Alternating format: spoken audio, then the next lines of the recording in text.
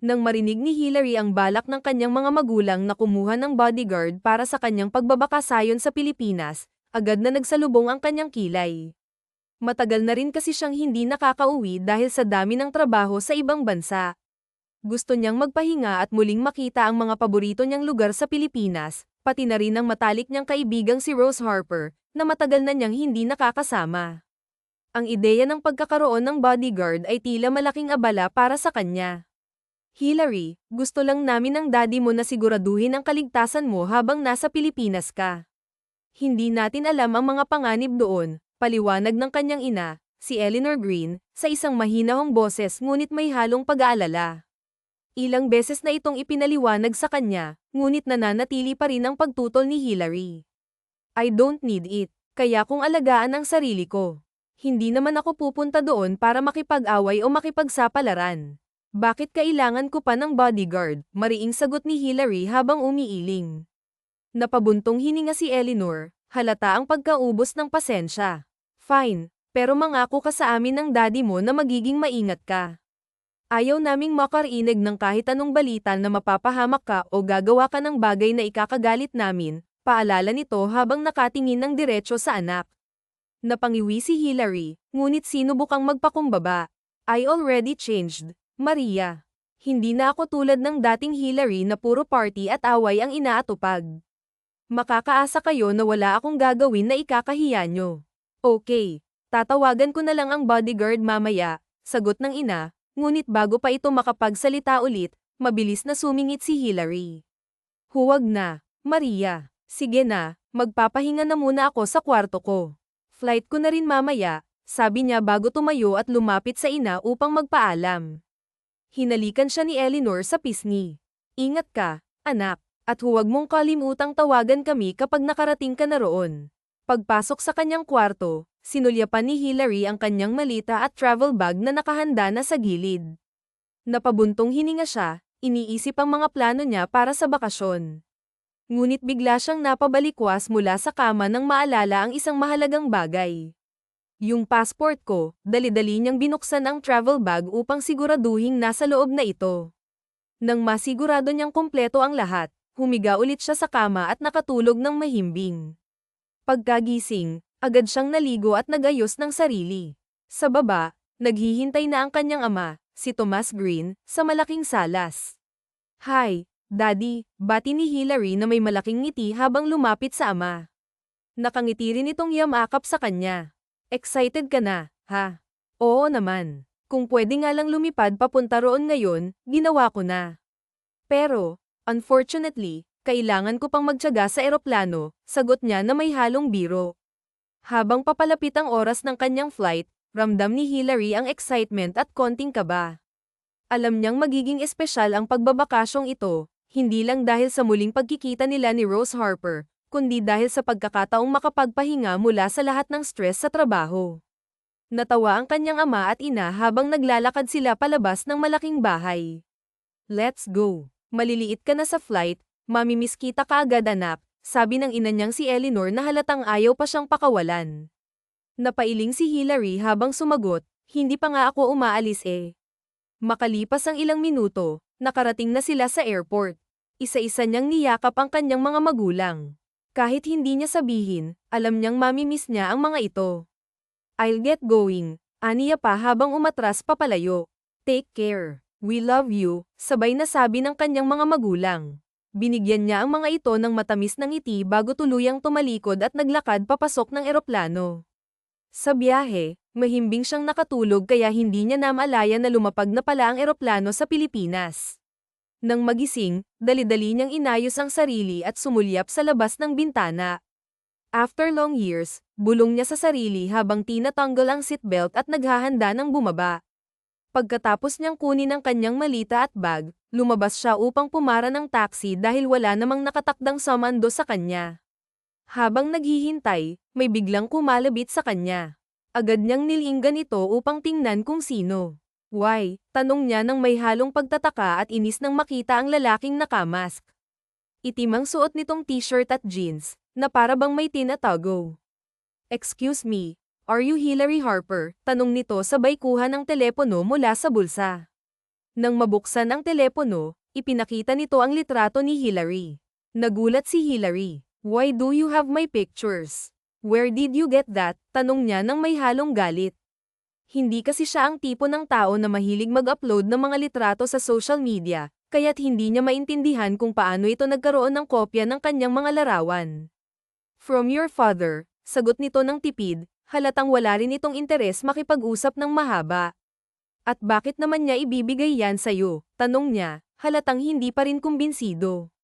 Because I am your personal bodyguard and I am here to fetch you, maikli ngunit diretsong sagot ng lalaki. Napailing si Hillary. That's impossible. Sinabi na sa akin nila ma'am na hindi na matutuloy ang pag-hire nila sa'yo, mariin niyang sagot habang umiiling. Well, they didn't inform me, miss. So basically, I'm still your bodyguard not unless your parents told me to back out, sagot nito ng kalmado, kahit halata ang pagkairita ni Hillary. Kinuha ni Hillary ang kanyang telepono at tinawagan ang mga magulang. Hindi naman nagtagal at sinagot ng mga ito ang tawag. Ma, ang sabi mo sa akin ay wala na yung bodyguard na kinuha nyo para sa akin. Bakit may lalaki dito na may hawak ng pictures ko at hinahanap ako? He even told me he's my bodyguard. Bungad niya sa telepono, halatang nagulat at inis. Nagkatinginan ng kanyang mga magulang sa kabilang linya. I am sorry. Hindi ko lang talaga kaya na walang magbabantay sa'yo dyan. Hindi mo naman siya kailangang kausapin. Just let him do his job, mahinahong paliwanag ng kanyang ina. Napabuntong hininga si Hillary. Hindi na ba mababago ang isip nyo? I'm not comfortable having someone around me who's not close to me. No. He's there so just be nice to him, dagdag pa ng kanyang ama bago pinatay ang tawag. Napahawak si Hillary sa kanyang noo dahil sa inis. Ano pa nga bang magagawa ko? My parents betrayed me, bulong niya sa sarili habang napatingin sa lalaki. Alam niyang naririnig nito ang pinag-uusapan nila, ngunit wala siyang magawa sa desisyon ng kanyang mga magulang. Nag-book siya ng taxi gamit ang kanyang telepono at hindi na nilinggan ang bodyguard nang dumating ang sasakyan. Pagdating niya sa kanilang family house, agad siyang nakaramdam ng antok sa pagod kaya't natulog siya. Nagising siya kinahapunan dahil sa reklamo ng kanyang tiyan. Habang nag-aayos para lumabas at kumain, laking gulat niya nang makita ang bodyguard na nakaupo sa salas. What are you doing here? Hindi mo ata alam ang salitang privacy, sir. Gosh, nagugutom na nga ako, sumasakit pa ang ulo ko, asep niya. In case hindi pa sinabi ng mga magulang mo, they permitted me to live in this house to, sagot nito ng kalmado. Wait, what? Come again, singit niya. Live in this house. Nahihibang ka na ba? Ayoko ngang may ibang taong sumusunod-sunod sa akin ang makasama pa kaya sa isang bahay. Hindi ako papayag. That's no, tanggi pa ni Hillary. Napabuntong hininga ang lalaki. Hindi ko sinabing titira ako dito. I have my own house and I'm just doing my job professionally, sagot nito, halatang pinipilit magpigil ng emosyon. Matapang na humarap si Hillary. Hindi ako anak ng presidente para sunod-sunyerin sa bodyguard. Kaya huwag mo na akong susundan at talagang gutom na ako, sabi niya bago tuluyang lumabas ng bahay. Napailing si Magnus habang naiwan sa loob. Napakatigas nga ng ulo, bulong nito sa sarili. Kahit ayaw siyang makita ni Hillary, sinundan pa rin siya ng kanyang bodyguard mula sa bahay hanggang sa cafe.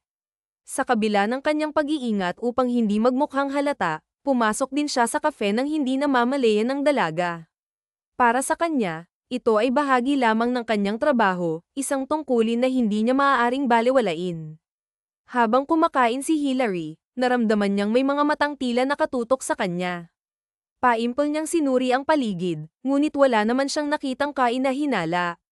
Napansin din niya na wala na ang bodyguard na madalas bumuntot sa kanya, kaya't nakahinga siya ng maluwag. Ang tahimik kapag mag-isa lang ako, bulong niya sa sarili habang ipinagpatuloy ang pagkain. Pagkatapos kumain, agad siyang nagtungo sa department store upang mamili ng mga kailangan niya sa bahay. Dahil kara-rating lamang niya sa lungsod, napagtanto niyang wala siyang sapat na pagkain o gamit para sa kanyang pananatili. Sa kanyang pag-iikot, hindi niya namalayang naparami na pala ang laman ng kanyang cart. Nang matapos siya sa cashier, napangiwi siya nang makita ang dami ng kanyang pinamili, hindi niya kayang buhatin ang mga ito ng mag-isa. Sigurado po ba kayong kaya nyo yan, ma'am? Tanong ng isang crew na halatang nag-aalala. Tumango si Hillary, kahit hindi siya sigurado sa sagot niya. Akala ko konti lang ang nilagay ko sa cart, pero parang, hindi na niya natapos ang sinasabi nang biglang may hamarang na braso sa gilid niya. Kinuha ng lalaki ang mga pinamili niya nang walang kahirap-hirap. Let me help you, malamig na sabi ng lalaki. Agad niyang nakilala ang boses, ito ang kanyang personal bodyguard. Napaatras siya upang bigyan ito ng daan, kahit nahalata sa mukha niya ang iritasyon. Wala siyang magawa kundi sundan ang lalaki hanggang sa kotse nito, kung saan maingat nitong inilagay ang mga pinamili niya. Mayaman na, may kotse pa, bulong ni Hillary habang sinusundan ang lalaki. Ayaw man niyang tanggapin, alam niyang malaking problema ang naiwasan niya dahil sa tulong nito. Kung hindi dahil sa kanya, baka hanggang ngayon ay nasa department store pa siya, nag-iisip kung paano iuuwi ang mga pinamili. Ihahatid na kita sa bahay, sabi ng bodyguard matapos niyang isara ang trunk ng kotse. Saglit na natigilan si Hillary bago tumango. O okay, sagot niya, na tila pilit. Tahimik ang biyahe pabalik sa bahay. Walang nagsalita sa kanilang dalawa, at halata ang tensyon sa loob ng kotse.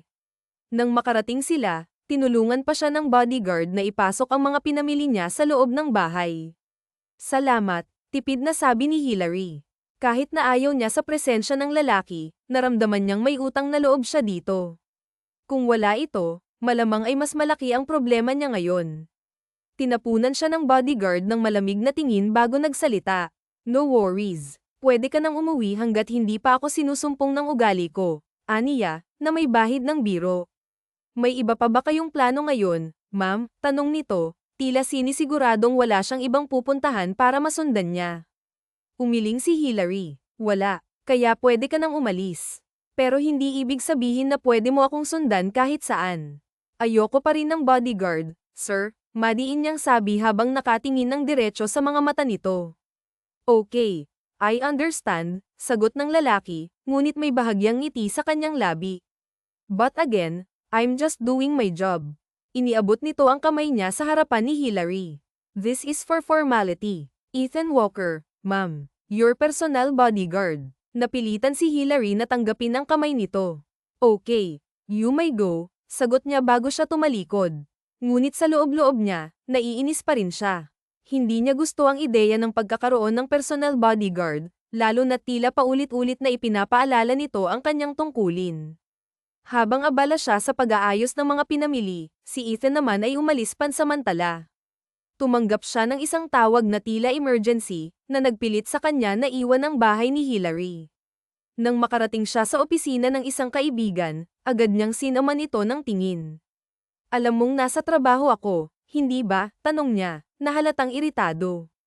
Trabaho o babae? Biro ni Arthur Bell habang nakangisi.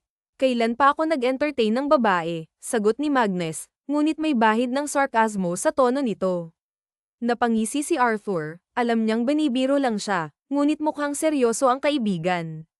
Ano ba talaga ang emergency na sinasabi mo? Kung niloloko mo lang ako, babalik na ako sa trabaho. Baka may puntahan na naman ang dragon na binabantayan ko, dagdag pa ni Magnus, halatang iritado na. Tumaas ang kilay ni Arthur. For real, dragon. Are you kidding me? Do I look like joking? Sagot ni Magnus, malamig ang tono. Napansin ni Arthur na hindi nagbibiro ang kaibigan kaya tumawa na lang ito ng bahagya upang maibsan ang tensyon sa opisina. You're not, pero napapansin ko, para kang problemado. Are you good? Tanong ni Arthur, nagtataka. Tumango si Magnus habang pasimpleng inayos ang upo. Medyo nahihirapan na akong suyuin ang dragon. I just want to befriend her para magaan ang trabaho ko. Kasi kung sa opisina lang ako, hindi ako mamamroblema ng ganito. Oh, tumango-tango si Arthur habang nakangisi. Kaya pala, alam ko na. Is she sexy, pretty, at chic, bro? Sunod-sunod na tanong nito, tila sobrang interesado. Napailing si Magnus. Why do you want to know? Just want to ask. She's a human. Anong sagot yan? Malamang, tao yung sinasabi mong dragon, biro ni Arthur habang tumatawa. Hindi na sumagot si Magnus, bagkus ay tinapunan lamang niya ng malamig na tingin ang kaibigan. Kinabukasan. Maagang nagising si Hillary dahil balak niyang bumisita sa kanyang Rose Harper sa probinsya. Napuno na niya ang bag ng mga gamit na kakailanganin niya roon. Ngunit bago pa siya makalabas ng bahay, isang kotse ang biglang humarang sa daanan niya. Pamilyar sa kanya ang kotse, ngunit hindi niya agad maalala kung kanino ito. Bumukas ang bintana at nakita niya si Magnus sa loob. "Tara na, ma'am," sabi nito. "Sasakay lang ako ng bus," tanggi ni Hillary, ngunit mapilit si Magnus.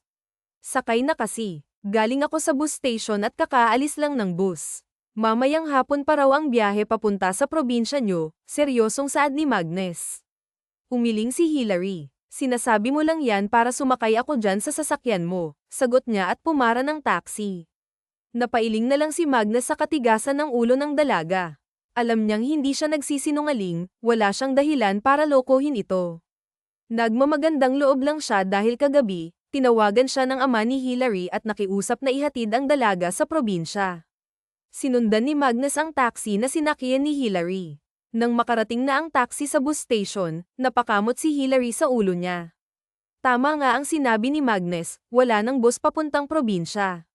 "See, I'm not lying," sabi ni Magnus nang makalapit sa kanya. Hindi napaangat ng tingin si Hillary dahil sa hiya. "Tara na, ihahatid na kita. Ilang oras pa ang kailangan mong antayin para sa next trip, and I'm sure maiinip ka na niyan," dagdag pa ni Magnus. Napatingin si Hillary sa kanya, tila nag-aalangan, ngunit sa huli ay dahan-daang tumango. Habang nasa biyahe, sinubukan ni Magnus na gawing komportable si Hillary. "Gusto mong mag-Bluetooth?" tanong nito. "No, I'm fine," malamig na sagot ni Hillary habang nakatingin sa labas ng bintana. Sa totoo lang, gusto niyang magpatugtog ng musika, ngunit nahihiya siyang magsalita. Ayaw rin niyang maging malapit kay Magnus. Tumango na lang si Magnus at nagseryoso sa pagmamaneho. Tahimik ang biyahe. Si Hillary ay abala sa pagtingin sa tanawin sa labas, habang si Magnus naman ay maingat sa pagmamaneho. Paminsan-minsan, sinisilip niya si Hillary upang tiyaking hindi ito natutulog nang nakabukas ang bintana. Paliko lang sa kaliwa tapos may makikita kang malaking poste na may bulaklak na pink ang kulay. "Hindi ko alam ang tawag noon, basta pink siya. Pag nakita mo na yun, liko ka na naman pakanan," saad ni Hillary. Nakuha naman agad ito ni Magnus kaya tumango lang siya. "Dito lang," dagdag pa ni Hillary. Huminto si Magnus at ipinark ang sasakyan sa gilid ng bahay na itinuro ng dalaga. Kinuha niya ang mga gamit nito nang walang palem. Alam niyang maiinis na naman si Hillary kapag sinabi niya pa. Nakita niyang nakatitig ang dalaga sa kanyang braso habang buhat niya ang mga gamit nito, ngunit agad itong tumalikod at pumasok sa bahay. Napasunod na lang si Magnus. "Rose Harper," masayang sigaw ni Hillary nang makita ang kanyang Rose Harper na nakaupo sa sala. Kaagad na napatingin ang Rose Harper niya nang marinig ang boses niya. "Hillary, miss na kita," sabi nito habang niyakap ang dalaga ng mahigpit. "Na-miss din kita, Rose Harper. Tagal na ng huling dalaw ko dito. Akala ko ba sa susunod na taon pa ako uuwi ng bansa?" tanong ni Rose Harper. Ngumiti si Hillary. "Na-miss kasi kita kaya hindi ko na pinaabot ng next year," sagot nito, na ikinatuwa ng Rose Harper niya. "Upo ka muna, ikukuha lang kita ng maiinom," wika pa ng Rose Harper niya pero pinigilan ito ni Hillary. "Ako na kayo po ang maupo na lang muna," ani niya. Napabuntong hininga na lamang ang kanyang Rose Harper dahil alam nito na kapag hindi siya pumayag sa sinabi ni Hillary ay mamimilit ito pero bago pa man makatalikod si Hillary ay nagsalita ang Rose Harper niya. "May kasama ka ata, apo?" tanong nito. Napapikit si Hillary dahil muntik na niya talagang makalimutan na kasama niya pala si Magnus at nakatayo lamang ito sa tabi at mukhang batang naghihintay kung kailan pagsasabihan na umupo na. Napatingin kaagad si Hillary sa gawin ng binata. "Upo ka muna," aya niya. Tiningnan lang siya ni Magnus pero kaagad ding naglakad papalapit sa upuan. Itinabi muna ni Magnus ang mga bags ni Hillary sa gilid bago umupo ng tuluyan. Nagtungo na agad si Hillary ng kusina ng kanyang Rose Harper para kumuha ng maiinom nila. Pagkatapos niyang makapili ay nilagay niya sa tray ang mga iyon at binitbit palabas. Natapunan niya pa ng tingin si Magnus sa nakatingin lang sa kung saan. "Here po, Rose Harper," wika ni Hillary sabay abot ng juice sa Rose Harper niya pagkatapos naman ay kinuha yung isa at inabot kay Magnus. "Oh, sayo," Ani niya Peto. Hindi siya sigurado kung magugustuhan ni Magnus ang juice na tinimpla niya. Iyon na lang kasi ang natitira doon at sobrang layo pa naman ng pamilihan sa lugar ng Rose Harper niya. Mabuti na lang at tinanggap kaagad ito ni Magnus. Hindi alam ni Hillary kung ano ang sasabihin sa Rose Harper niya lalo pat kanina pa ito tingin ng tingin kay Magnus. Kinuha niya na lamang iyong baso niya at naupo na ng maayos.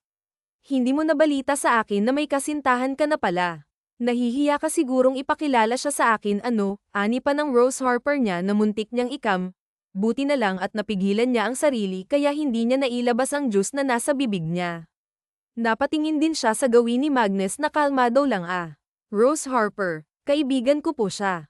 Hindi ko po siya jowa. Sagot niya rito pero mukhang hindi na kumbinsi ang kanyang Rose Harper kaya't nagsimula na siyang kabahan kung ano ang pwede niyang gawin at kung bakit parang hindi ito naniniwala. Hindi ka naman magsisinungaling sa akin, now. Hindi ba? Seryosong saad nito habang tinitignan siya sa mga mata. Medyo natakot tuloy siya kahit wala naman siyang ginagawang masama. Hindi, Rose Harper. Hinding-hindi ko po yun gagawin sa inyo. Hayaan mo. Kapag nagkaroon na ako ng kasintahan, ipapakilala ko kaagad sa inyo Malinaw na kaibigan ko lang po si Magnus, paliwanag pa sa kanyang Rose Harper at ginawaran ito ng napakalaking ngiti. Ngumiti din sa kanya pabalik ang kanyang Rose Harper. Sure na ba yan? Malokong tanong ng kanyang Rose Harper. Oo naman po, si Magnus na ang sumagot. Gaman ng pakiramdam ni Hillary dahil doon, hindi na siya kukulitin pa ng kanyang Rose Harper kung bakit ba kasi naisipan iyon ng kanyang Rose Harper wala namang kakaiba sa kanila ng bodyguard niya. Tapos nagsinungaling pa siya na magkaibigan sila. Ang totoo'y hindi naman talaga siguro'y magkakilala dahil alam niya na ang pangalan nito. Pagkatapos nila ay inihatid na sina ng Rose Harper ni Hillary sa kani-kanilang silid dahil nasabi na rin ni Hillary na isang linggo siyang mamamalagi sa Rose Harper niya maging si Magnus ay isang linggo ding babantayan si Hillary o munang magiging kwarto mo habang narito ka Magnus saad ng Rose Harper ni Hillary kay Magnus nang huminto sila sa tapat ng pamilyar na kwarto tumango naman si Magnus bilang tugon thank you Rose Harper ani pa nito magpahinga ka muna dyan dahil alam kong pagod ka sa pagmamaneho ihahatid ko lamang itong apo ko sa kanyang kwarto para magpahinga na rin sabi pa ni Rose Harper tumango naman si Magnus at pumasok na sa nasabing kwarto hawak-hawak ni Hillary ang kamay ng kanyang Rose Harper hanggang sa nakarating sila sa kwarto niya mula nang bata pa siya ay ito na ang naging kwarto niya kapag narito sila hindi rin ito pinapagamit ng Rose Harper niya dahil para kay Hillary nang daw talaga ito ipapasok ko lang itong mga gamit ko sa loob Rose Harper sasamahan na kita sa labas. Ba magdidilig ka pa ng mga bulaklak mo samahan na kita, hindi pa naman ako pagod ani Hillary na miss niya rin ang gumawa ng kung ano-ano kasama ang Rose Harper niya huwag na apo kaya ko naman natanggi pa ng Rose Harper niya habang ang kabilang kamay ay kay Hillary pa rin umiling si Hillary alam ko naman Rose Harper ngumiti siya pero dahil narito ako ngayon tutulungan na kita aniya pa hindi na nakatanggi ang Rose Harper niya o siya sige sabi pa nito at pinanood si Hillary habang pumasok sa kwarto nito at inilapag ang mga gamit doon kaagad din siyang lumabas at sinamahan ng Rose Harper palabas para magdilig ng mga bulaklak habang sila ay nagdidilig kung ano-ano ang pinag-uusapan nila kung saan-saan na rin ito umabot la napansin ko wala sila Sophia Green at Matthew Green mamaya na pa-rating ang mga yon may bagong trabaho na kasi sila tapos magkasama pa sila sa pabrika kaya sabay silang umaalis ng napakaaga at sabay rin na dumarating dito paliwanag ng Rose Harper niya ang Matthew Green at Sophia Green niya kasi ang kasama ng Rose Harper niya dito sa bahay medyo may katandaan na rin kasi ito kaya kailangan talaga ng kasama palagi medyo malungkot nga siya na kapag ganitong umaga ay wala pala itong kasama paano po kapag umalis na ako wala ka ng kasama kapag ganitong oras malungkot niyang saad ayos lang naman yun apo kailangan din kasi nila ng trabaho kumuha na lang kaya ako nang magbabantay sa inyo ako na ang baalang magpasahod o kaya isasama na kita sa state sige na Rose Harper gusto ko lang na may mag-aalaga talaga sa inyo like to talk 247 para mabantayan ka kasi kapag ganito mag-aalala ako kung anong nangyayari sa'yo lalo pa at sa gabi mo lang sila makikita sa gabi ka lang din nila maalagan nakangusong saad niya nagsimula na ngang mag-alala si Hillary akala kasi niya ay hindi na magtatrabaho ang Sophia Green niya dahil magbabantay na lang sa Rose Harper niya dahil may sahod naman ito galing sa mommy niya pero naghahanap pa pala ng ibang trabaho ayaw din naman niya na pagsabihan o ano siguro'y makikiusap na lamang siya kung pwede sa Rose Harper niya na lamang mag-focus at kung hindi naman ay kukuha siya ng ibang magbabantay sa Rose Harper niya masigurado lang na maalagan ito kahit nasa malayo siya. Huwag na, apo, dagdag gastusin lamang iyan. Kaya ko pa ang sarili ko, tanggi pa nito. Pero hindi talaga panatag ang loob ni Hillary. Sige po, Rose Harper. Iba rin talaga mag-alaga ang pamilya. Siguro kakausapin ko na lamang si Sophia Green mamaya pagdating nila. Medyo natagalan din sila bago natapos sa kanilang ginagawa dahil sa haba at sa dami ng pinag-uusapan nilang dalawa. Pagkatapos din nila doon ay nilinis nila ang buong bahay. Kahit naman medyo may kaya si Hillary ay marunong din naman ito sa mga gawaing bahay kaya't hindi na siya nahirapan na tulungan ang kanyang Rose Harper. Sumapit ang gabi at nakauwi na rin galing trabaho ang Sophia Green at Matthew Green niya. Kinausap niya na rin ang Sophia Green na kung maaari ay tutukan na lamang ang kanyang Rose Harper at pumayag naman ito. Sa mga araw na nagdaan na naroon siya at kasama ang kanyang Rose Harper, minsan niyang nakikita na iba ang kasiyahan ng kanyang Rose Harper kapag nakikita at nakakausap nito si Magnus.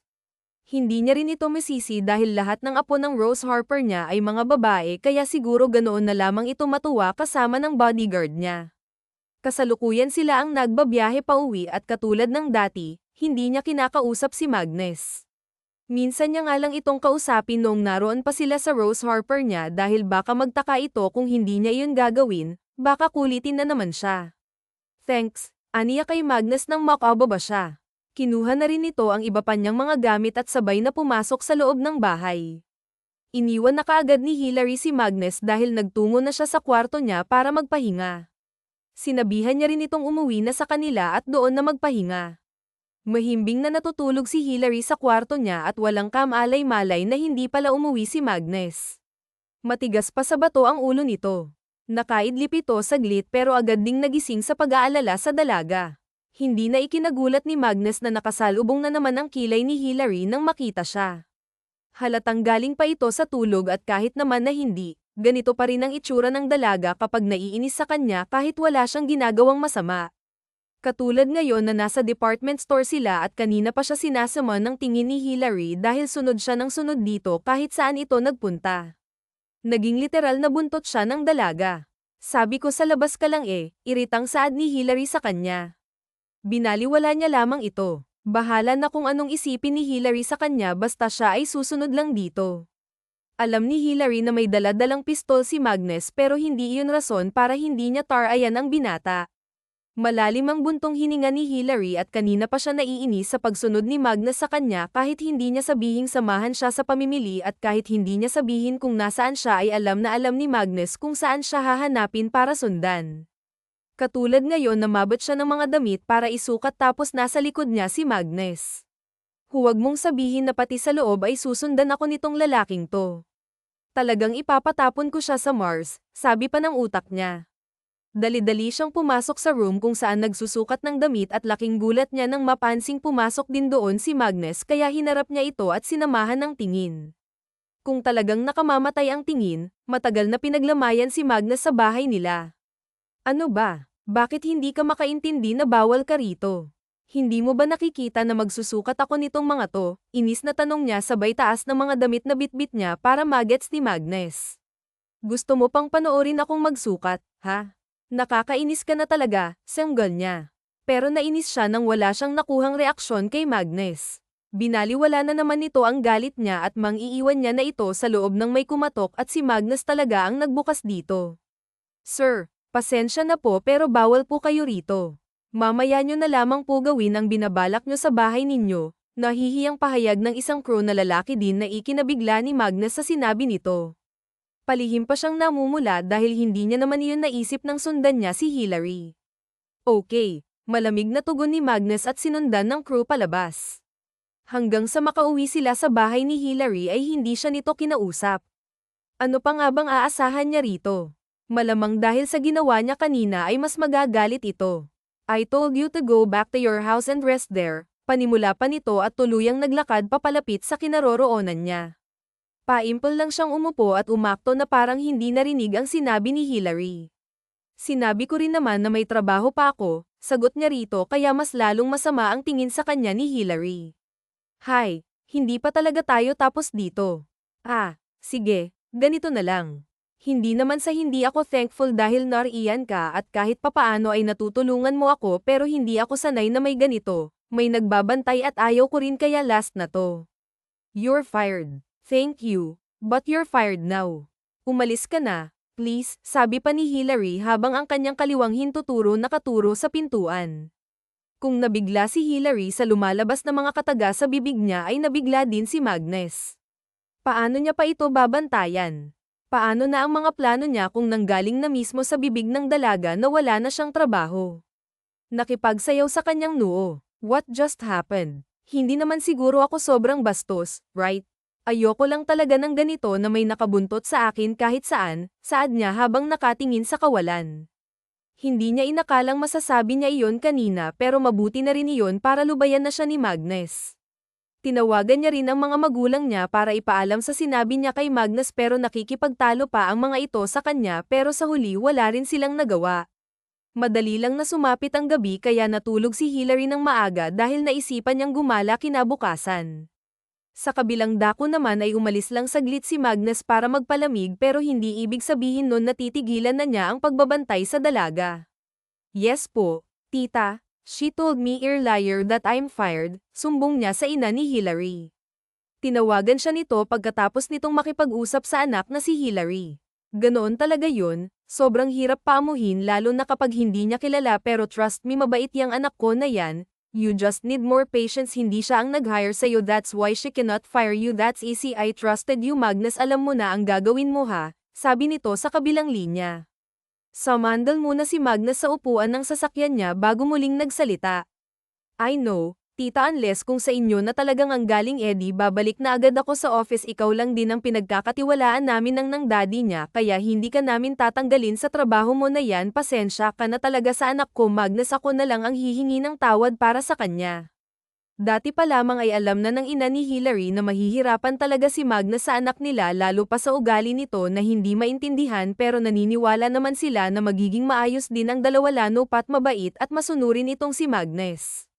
Hindi sinakukuha ng kung sino-sinon bodyguard dahil sa panahon ngayon sobrang hirap ng magtiwala sa kung sino-sino lang. Huwag niyo na po akong alalahanin tita, ako na ang bahala kay Hillary, paninigurado niya. May kung ano rin sa kanya na hindi makaalis-alis sa dalaga kahit ilang beses na siya nitong pinagtabuyan. Pagkatapos nilang mag-usap ay nagpaalam na siya dahil babalik na siya sa bahay nila Hillary. Sa katunayan minsan ay doon siya natutulog sa kabilang kwarto para bantayan si Hillary kahit gabi pero hindi ito alam ni Hillary. Napabuntong hininga siya nang mapagtantong naiwan niya sa kwarto ang duplicate key tapos sarado na ang main door, wala na siyang ibang paraan para makapasok sa loob. I am destined to sleep here tonight, ang baklangang sabi niya. Umupo na siya sa gilid ng pintuan, sana maisipan ng babaeng yun na mag-check dito sa labas pero malabo kasi hindi naman niya yun ginagawaan niya pa. Nagsimula na rin siyang lamigin na hindi naman niya naramdaman kanina, inaantok na rin siya kaya ilang minuto lang siyang nakapikit ay nakatulog na siya kaagad. Hindi mapakali si Hillary sa kanyang higaan, kanina pa siya pikit ng pikit pero hindi talaga siya makatulog kaya naman napagdesisyonan niya na bumangon at kumuha ng maiinom pero bago pa siya lumabas ng kwarto tiningnan niya muna ang kanyang cellphone para ma-check kung anong oras na, midnight na pala tapos hindi man lang ako makatulog, ano ba reklamo niya nang pababa na siya imbes na sa kusina siya magtungo, dina na siya ng mga paa niya sa main door at walang ano-anong binuksan niya ang main door at nabigla siya sa natagpuan, gosh such a pain in my head, reklamo niya bago ito nilapit. Tinapak niya ang balikat nito, hey wake up, sabi niya pa sa bayogyog sa balikat ni Magnus pero hindi pa rin ito nagigising, napagod na lang siya sa kakagising dito pero ayaw talaga na isipan niyang i-check na baka may sakit ito at hindi talaga siya nagkamali dahil sobrang init ng noon ito at bakit naman may sakit ka ha, saan ka ba galing, bakit ba kasi hindi ka na lang umuwi sa inyo, inis na tanong niya, hirap na hirap siyang anlalayan nito. Hillary, mahinang bulong nito, shut up, tulungan mo ako dahil ang bigat-bigat mo. Nagising naman si Magnus pero hinang-hina pa talaga ang katawan niya, pinilit niya na lamang na maglakad dahil alam niyang nahihirapan na si Hillary sa pag-aalalay sa kanya, kahit medyo malabo ang paningin ay nakikita niyang napangiwi ang dalaga at minsan pa talaga'y namumura siya, hindi niya rin naman alam na magkakaroon pa na siya ng lagnat dahil maayos naman ang pakiramdam niya kanina, bigla-bigla lang talaga siyang nagkaroon ng lagnat kaya medyo nain siya sa sarili, lalo pat dito pa talaga siya nagkasakit. Nabigla nga rin si Magnus na tinulungan siya ni Hillary dahil ang akala niya ay hahayaan na lamang siya nito na magdusa sa labas dahil sa namig na wala na naman ng malay si Marcus. Nang makahiga siya sa sarili niyang kama, doon siya dinala ni Hillary dahil wala namang bakanteng kwarto, bukod doon hindi naman pwedeng sa kwarto ng daddy at mom niya dalhin si Magnus at mas lalong hindi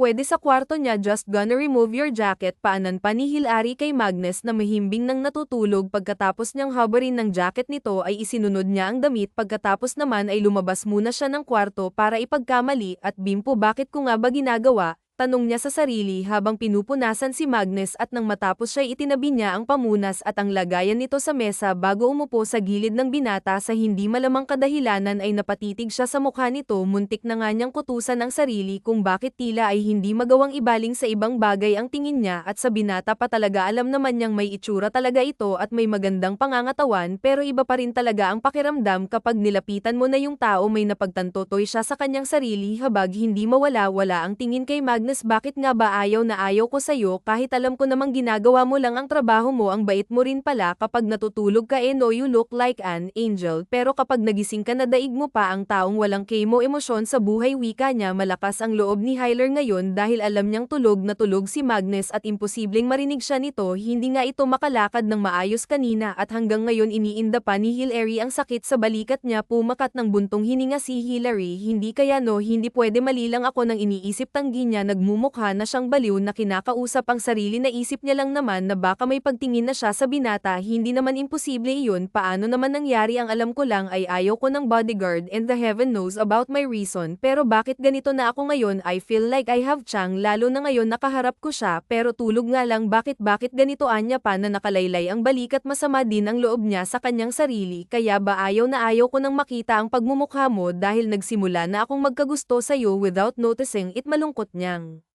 sabi. Wala naman kasing rason para hindi niya ito magustuhan. Mabuting tao naman si Magnus. Minsan nga lang ay singaw ng yelo ang ugali nito, pero hindi masisisi ni Hilary ang binata kung yun ang pakikitungo sa kanya. Tsaka kahit nga ay pagtabuyan niya pa ito at pagsalitaan ng kung ano-ano, naran pa rin sunod ng sunod sa kanya at sasabihin na naman ang binata ng paulit-ulit na ginagawa niya lamang ang trabaho niya. Ngayon ay malinaw na kay Hilary ang lahat. May gusto pala talaga siya sa binata pero hindi niya alam kung hanggang saan ang lalim nito at nahihiya rin siyang aminin ito mismo sa binata dahil sa mga nagawa niya. Sapat na sigurong sarilinin niya muna ito dahil baka may pamilya na si Magnus at magkasala pa siya. Mabuti nang itago niya na lamang muna ito sa sarili para sa ikabubuti ng puso niya. At kung wala mang pamilya si Magnus ay hindi rin siya sigurado kung magugustuhan din siya nito pabalik dahil iba yata ang tipo ni Magnus. Baka yung mga babaeng mahinhin at mabait ang tipo ng binata. At alam ni Hilary sa kanyang sarili na hindi siya kasing hinhin ni Maria Clara o maging kasing bait nito. Nakatulog si Hilary sa gilid ni Magnus, pero nagising naman siya ng maaga. Nang magising siya ay kaagad siyang bumaba para magpunta ng kusina at ipagluto si Magnus. Pagkatapos niyang magluto ay hinanda niya na ang mga iyon sa kainan. Saktong paglabas niya ng kusina ay ang siyang pagbaba ni Magnus mula sa itaas. Hindi na ba mabigat ang pakiramdam mo? Bakit ka bumaba agad? Tanong ni Hilary dito. Nagulat naman si Magnus at Nathan na nakatingin kay Hilary. Akala niya ibang Hilary ang kausap niya dahil ibang-iba ito sa Hilary na galit sa kanya kahapon, pero natauhan siya na iisa lang sila nang magsalita ito ulit at inirapan siya. Ako pa rin to, Magnus. May sakit ka lang kaya kailangan ko maging mabait sa'yo kahit ngayong araw lang, sabi pa ng dalaga. Napatitig muli si Magnus sa mukha ni Hilary para suriin kung hindi siya namamalikmata lamang, pero inirapan na naman siya ni Hilary. Ginawa lang din iyon ni Hilary para matigil na ang pagsusuri sa kanya ni Magnus. Hindi siya komportable rito eh. Ikaw ba ang naghubad ng jacket ko at ng damit ko kagabi? Walang alinlangan na tanong ni Magnus. Nakaramdam ng konting hiya si Magnus pero binaliwala na lang din niya ito dahil mukhang wala lang naman iyon kay Hilary. Ano naman ngayon kung si Hilary ang naghubad ng damit niya? Oo, kaya halika na at kailangan mo nang kumain ng agahan, pag-anyaya pa nito na may konting inis. Walang nagawa si Magnus kung hindi ang sumunod kay Hilary papasok ng kusina. Tahimik lang sila na kumakain hanggang sa binasag na ni Magnus ang katahimikan na namamagitan sa kanilang dalawa.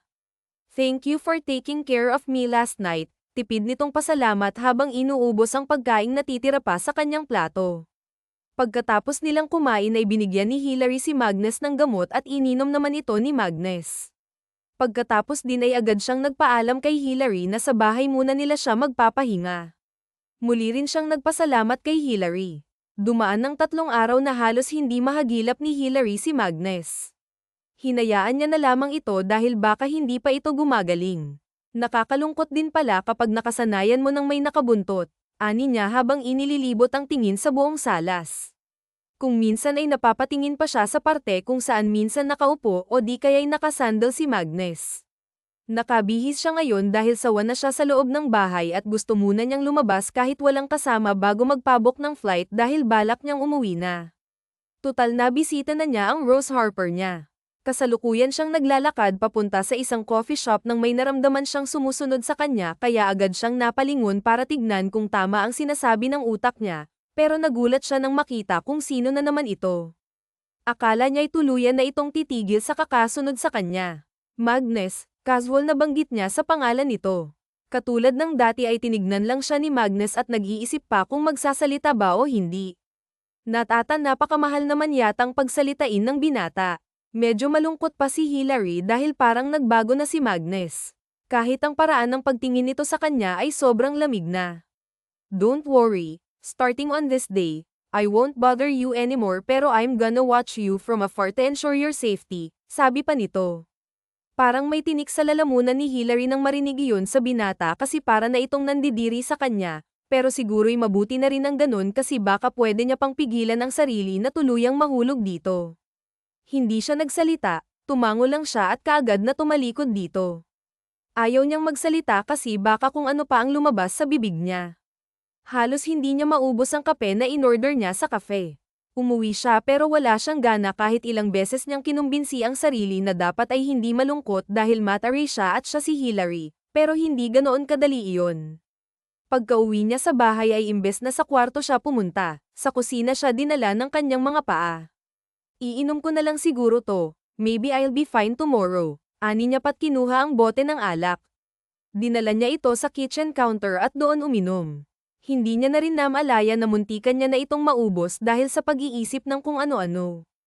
Habang umiinom si Hillary ay napakamot ng ulo si Magnus sa labas. Kitang-kita nito kung paano ginawang tubig ng dalaga ang alak at hindi na niya kayang panoorin ito at may naisip siyang dahilan para makapasok at may sagot kung sakaling tanungin siya ni Hillary na paniguradong magtatanong ito. Nasa kanya pa rin yung susi kaya makakapasok siya kahit hindi siya pagbuksan ng dalaga. Ah, anong ginagawa mo dito? Lasing na, tanong ni Hillary na namukan siya. Napailing na lamang si Magnus at kinuha ang baso na hawak-hawak ni Hillary. May laman pa ito kaya ininom niya na rin dahil sa inis. Binabantayan ka. You told me babantayan mo lang ako from afar. Why come near me? Wait, are you stalking me? Natatawa niyang saad. Napangiwi na lamang si Magnus dahil mukhang lasing na talaga ito. Hinawak ka ni Magnus ang magkabila nitong kamay kaya pilit binabawi ito ni Hillary. Huwag mo akong hawakan. Aakyat na ako sa room ko and sleep there, and you, ngumuso si Hillary kay Magnus. Umuwi ka na, ani at pumikit-pikit. Bakit ka ba naglasing? Tak ang tanong ni Magnus. Wala naman siyang nakikitang dahilan para maglasing ito. Ang random naman yata, pero naalala din niyang hindi niya lubusang kilala si Hillary kaya baka dahil ang sa gusto niya talagang uminom kaya uminom siya mag-isa. Nang marinig ni Hillary ang tanong ni Magnus ay inirapan niya ito kahit lasing na siya at hilong-hilo dahil sa lakas ng tama ng alak. Naririnig niya pa rin ng sakto ang boses nito na mas ikinairita niya. Tandang-tanda niya pa na ito ang dahilan kung bakit siya napainom kaya wala itong karapatan na magtanong kung bakit. Bakit ka ba nagtatanong? Bato niya pabalik. Nagpakawala ng buntong hininga si Magnus. Ang tigas talaga ng ulo mo kahit kailan. At kailan pa naging malambot ang ulo ng tao? Can you just tell me the reason why you get drunk? Bakit ko nga ba kinakausap tong lasing? Ani ni Magnus. Napagtanto ni Magnus na dapat ay hindi na lamang niya diniin si Hillary at inalala niyang lasing ito kaya malamang ay wala siyang makukuhang matinong sagot, lalo pa at siya si Hillary. Pero sabi nga nila na kapag lasing ang isang tao ay hindi nito magagawang magsinungaling, pero ayaw niya namang pilitin ang dalaga na sumagot ng matino kung wala talaga ito sa sarili. Ay nalalaya ni Magnus si Hillary pero pilit ang dalaga na lumayo sa kanya. Huwag mo akong hawakan, sabi asak pa nito kahit halata naman na kailangan niya ng tulong ay nagmamoldita pa rin kahit kailan talaga ano. Napailing-iling na lang si Magnus. Let me, ihahatid lang kita sa kwarto mo para makapagpahinga ka na. You're so drunk, Hillary, kailangan mo ngang matulog, ani niya pa. Nag-angat ng tingin si Hillary at sinaman siya nito. Kaya ko ang sarili ko kaya iwan mo na ako. Alis na, sabi pagmamaktol niya. Namumula ang mukha ni Hillary dahil sa kalasinggan pero sobrang ganda pa rin kahit medyo gusot ang buhok ay maganda pa rin. Hindi ka nga makalakad ng maayos. Paano ka aabot sa kwarto mo niyan sa taas ha? Hamon pa ni Magnus. Wala kang paki, asap ni Hillary sabay tulak sa binata. Parang kailangan ni Magnus ng ilang milya na pasensya para sa masungit na dalaga, gusto lang naman niya itong ihatid para makapagpahinga ito. I just want to help you, Hillary. Ako na nga itong nagmagandang loob sa'yo I don't need it so please leave me. Why are you so stubborn? Can you just behave just this time? No, ayoko, giit pa ni Hillary. Why? Kunot noong tanong ng binata.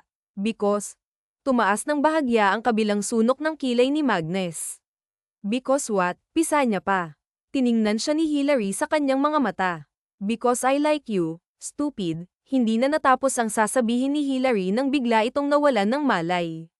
Buti na lang at alerto si Magnus kaya agad niya itong nasalo. You're kidding me, right? Naguguluhang tanong ni Magnus sa walang malay na dalaga. Paano naman ito magkakagusto sa kanya? Kahit anino niya ay halos ipagtabuyan, hindi siya lubos na makapaniwala. Kinarga niya na lamang si Hillary na parang bride niya papasok sa kwarto nito. Siya naman ngayon ang nagbantay sa dalaga. Kinabukasan ay nagising si Hillary na may kumikirot sa kanyang ulo. Minulat niya ang mga mata niya at gulat nang makitang nasa loob na siya ng kwarto. Ang tanging natatandaan niya lamang ay nasa kitchen counter pa siya, pero papaanong umabot siya sa sariling kwarto? Sobrang lasing ko ba? Tanong niya sa sarili. Hindi niya na talaga matandaan. Nagpalit muna siya ng damit bago bumaba at nagtungo sa kusina. Pero papasok pa lamang siya ng kusina nang makita ang pamilyar na balto ng katawan na nakatalikod at mukhang may niluluto. Hoy, what are you doing here in my house? Ani niya Peto. Kaagad namang napalingon si Magnus nang marinig ang kanyang boses. Binigyan siya nito ng tipid ng ngiti bago ibalik ang tuon sa kanyang niluluto. Dali-dali niyang pinatay ang stove at nilapitan si Hillary.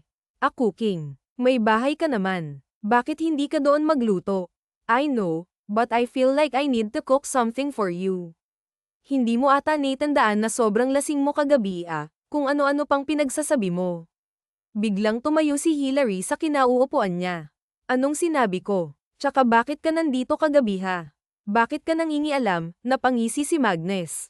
You really want to know? Ha? Ano ba ang niluto mo? I'm so hungry na, reklamo ni Hillary sabay silip doon sa niluluto ng binata. Napasilip din doon si Magnus bago sumagot sa dalaga. Secret, upo ka na lang muna ulit and let me serve you. Mamaya na natin pag-usapan nung tungkol sa kalasinggan mo kagabi, sabi pa nito at tuluyan siyang tumalikod para maghanda ng pagkain. As if kakausapin pa kita mamaya Ayaw mong malaman kung anong sinabi mo sa akin kagabi. Sige, after nating kumain ay aalis na ako, pananakot pa nito. Umagang-umaga pa lang ay nagsalubong na ang noo ni Hillary at Katie na siyang malaman kung ano pinagsasabi niya habang lasing siya. Maling desisyon talaga na buksan niya yung anak, namuntikan niya na palang maubos. Akala niya ilang shot lang ayaw niya na ring magreklamo sa ginagawa ni Marquez dahil mas inaalala niya pa ang tiyan niya na nagrereklamo na rin. Mas nagutom din siya dahil sa mabangong amoy galing sa luto ni Mamag marunong pa ang magluto ang loko na taani ng utak niya na iilang si Hillary habang kumakain sila kaya hindi siya nagsalita. Minsan niya lamang nahuhuli si Magnus na nakatingin sa kanya pero ayaw niya iyong bigyan ng mali siya kahit iba ang dating ng mga tingin na iyon sa kanya dahil nga sa may gusto siya kay Magnus. Pagkatapos ng kumain, nagpresente siya na ang maghuhugas ng pinagkainan dahil nakakahiya naman kung si Magnus pa ang gagawa noon siya na nga ang naghahanda ng pagkain, siya pa ang maghuhugas. Pero pinalabas siya ni Magnus sa kusina dahil ito na raw ang gagawa kaya napilitan siyang magpunta sa salas at doon magpahinga saglit.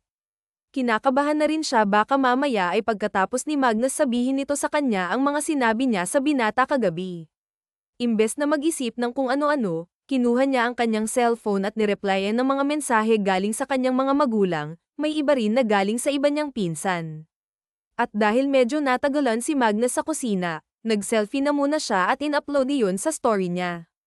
Agad niyang ibinaba ang cellphone niya nang marinig niya ang yapak ni Magnus na papalabas na ng kusina at ilang saglit pa ay nasa harapan na niya agad ito. Naaalala mo pa ba ang mga sinabi mo kagabi? Tanong na naman ni Magnus. Hindi na nga, hindi ba kanina ko pa yan sinasabi sa'yo na hindi ko naaalala? Gets, sinulyapan muna ni Magnus ang nakangusong si Hillary bago nagsalita. Ah, you told me last night that you like me. Nanlaki agad ang mga mata ni Hillary sa narinig. Bakit sa lahat ng pwede niyang sabihin iyon pa talaga? Nakakahiya. And wala na yun lang, usisa pa ni Hillary. Umakto siyang parang wala lang. Umiling si Magnus. The rest ay nakipagtalo ka sa akin dahil tinanong kita kung bakit ka uminom at bakit ayaw mong magpatulong papunta sa kwarto mo halata namang hindi mo kaya kagabi dahil sa kalasinggan mo kahit talaga lasing ka moldita ka pa rin, sabi pa nito. Sorry pero wala akong maalala, tanggi pa ni Hillary. Naisip na lang niya na kung ano man ang nasabi niya kagabi, wala namang mangyayari at saka it's normal and uuwi na rin siya kaya dapat ay wala na siyang pakialam it doesn't matter. Ha, wala akong paki kung hindi mo na yun maalala dahil mas mahalaga pa ang sasabihin ko ngayon sa'yo, mariing sabi ni Magnus.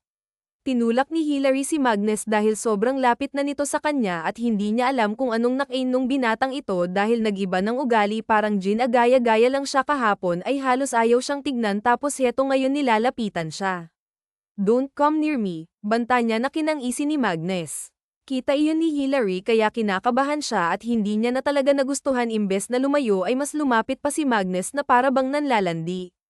Kinabahan tuloy si Hillary, gusto niya si Magnus pero hindi naman siguro kailangan na umabot sa ganun. Okay, dito lang ako. Just gonna stand here, sagot ni Magnus at kaagad na nilubayan si Hillary. Gusto lang naman niyang paglaruan ng dalaga pero mukhang takot na takot ito na lapitan.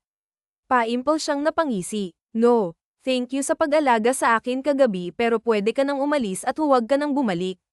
Tiningnan ni Magnus si Hillary sa mga mata na babasa niya ang totoong sinasabi ng mga mata ng dalaga at kabaliktaran ng sinasabi nito sa lumanbas sa kanyang bibig.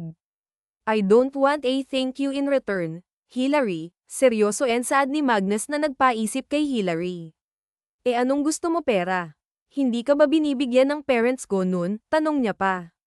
Hindi na siya nahiyang itanong ang tungkol sa bagay na yan dahil totoo naman kaya bakit pa kailangan na magpaligoy-ligoy. Napakunot ang noo ni Magnus at dinilan ng ibabang parte ng labi niya. Pera. You think kailangan ko pa ng maraming pera when I can earn it even if I'm just sleeping? I don't need any single penny from your family. Hillary, I am working here for free and maybe it's the right time to claim the debt. Anya tinitigan si Hillary na naguguluhang nakatingin din sa kanya.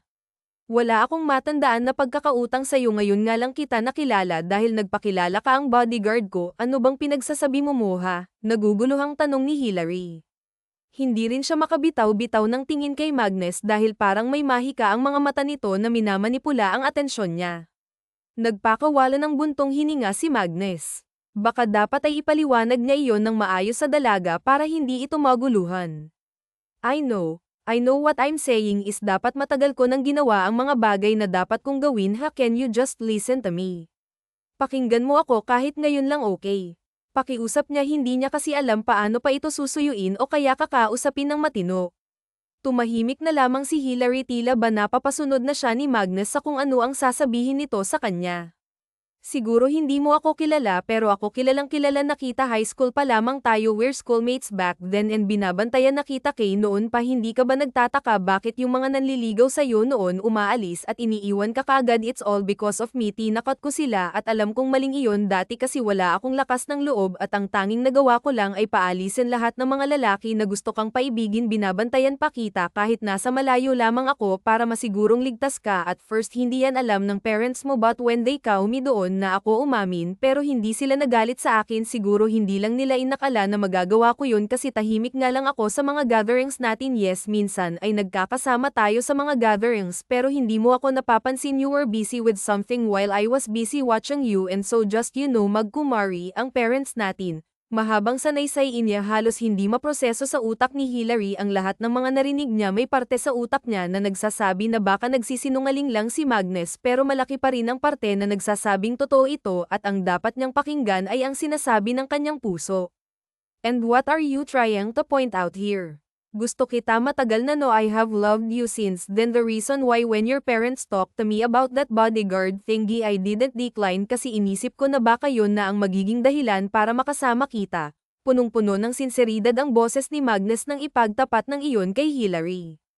Sa wakas sa tagal ng panahon nagkaroon na rin siya ng sapat na lakas ng loob, nilapitan niya kaagad si Hillary dahil naiyak ito. Hey, are you good? Sorry, anya pasin naman lamang siya ng tingin ni Hillary tapos tumingin sa ibang direksyon. Bakit ka kasi ganyan? Bakit ngayon mo lang sinabi ngayon kung ano-ano na ang nasabi ko sa iyo? I feel so guilty kaya I didn't know kasi hindi mo sinabi, sana sinabi mo nang mas maaga, kupal ka lang eh. Paninisi pa ni Hillary. Pinipigilan lang ni Magnus na hindi matawa sa naging reaksyon ng dalaga, nakakatuwa kasi ito sa paningin niya. Kung sinabi ko ba may mangyayari? Kung sinabi ko ng maaga may magbabago kaya? Would you love me back? I don't know pero mas mabuti siguro na ganun na maaga mong sinabi para hindi ako naging masama sa'yo. Ayoko na, giit pa ni Hillary. Sana naman kasi ay matagal niya nang alam para hindi na umabot pa sa sakitan at alitan. Napangiti naman si Magnus sa narinig, isa lang ang ibig sabihin noon at yun ay may kaunti siyang pag-asa sa dalaga. Hey, it doesn't matter, hindi pa naman huli ang lahat. And why are you crying? Kasi ganun ang treatment mo sa akin, Hillary. I'm used to it. Kaya nga ba dead man lang ako kasi noon pa ay iniinda ko na iyon. You didn't even know that someone like me who really admires you a lot insisted. O kaya nga sobrang nakakainis, ani pa ni Hinay at hirapan si Magnus. Ewan niya rin sa sarili niya, basta naiinis talaga siya sa narinig. Stop crying. I am fine as long as you're fine, then I will be fine to fine mo. Mukha mo uuwi na ako sa amin. Natigilan si Marcos pero kaagad ding nakabawi ng may naisip. You're not gonna do that ngayon pa na nag-confess na ako sa'yo. Mamaya kakausapin ko sila tita, hihiramin kita ng ilang weeks at sa tingin mo ay papayagan ka. Of course they will. Siguradong sagot ni Marcos. Alam naman niyang kapag siya ang kumausap sa mga magulang ni Hin ay paniguradong papayag ang mga iyon. Malaki ang tiwala ng mga ito sa kanya at masaya siya dahil doon, kaya gagawin niya ang lahat para hindi ito masira. Hambog naman ngayon ang naalam kong pareho tayo ng nararamdaman, sabay ngisi. Napaismed si Hillary. And who told you that? Gawa-gawa ka ng kwento. You didn't admit it yet but I can feel it. How can you hug me now? You should hug me kasi ikaw ang may kasanaan kung bakit ako umiyak. Pagmamaktol ni Hina na parang bata. Natawa na lamang si Magnus at kaagad na nilapitan ng dalaga at niyakap ito. Simula sa araw na iyon ay opisyal na niligawan ni Magnus si Hillary, maging sa mga magulang nila ay nagpaalam ang dalawa at sobrang saya ng mga ito na ibinalita nila ni Magnus ang relasyon nilang dalawa. Bumalik din ang dalawa sa probinsya para aitar rin ang sinabi ni Hillary na kapag nagkaroon siya ng kasintahan ay ipapakilala niya sa Rose Harper niya. Laking tuwa naman ito nang ipinakilala ni Hillary si Magnus sa Rose Harper niya. Sabi pa ng Rose Harper niya na noon pa man ay alam na nitong may gusto ito ang dalawa sa isa't isa pero hindi lang maamin ang mga ito. Kasalukuyang nasa teres si Hillary ng bahay ni Magnus at si Magnus ay kumuha lang ng tubig sa ibabaen. Makabalik si Magnus sa teres ay napansin niya na parabang malungkot ang kanyang kasintahan kaya agad niya itong niyakap mula sa likuran sabay abot ng tubig. May problema ba? You look bothered, manambot na tanong nito. Nanatiling napatanjin si Hillary sa ibang bahay sa harapan niya. Natagalan bago siya nakasagot. You know, masaya naman sila mama at papa sa atin, but the case is, they want me to go back there tomorrow. Nakapag-book na rin sila ng flight ko at kanina ko lang din nalaman, panimula niya pa. Pilit niyang tinatago ang lungkot sa kanyang boses pero kahit gaano pa siya kagaling magkunwari ay may bakas na lungkot pa rin dito at naramdaman din ni Magnus na malungkot si Hillary dahil doon. Hindi niya rin naman pwedeng pigilan ang mga magulang ni Hillary dahil mas kailangan ng dalaga ng mga magulang niya doon dahil may trabaho si Hillary sa labas ng bansa. Mas maganda nga iyon kasi alam kong nami-miss ka na rin nila as much as I wanted you here with me. Hindi naman pwede na salungatin ko ang mga magulang mo. Besides, pwede naman akong dumalaw doon kaya huwag kang mag-alala sa akin. I was tamed by a dragon so I will behave here, paninigurado ni Magnus.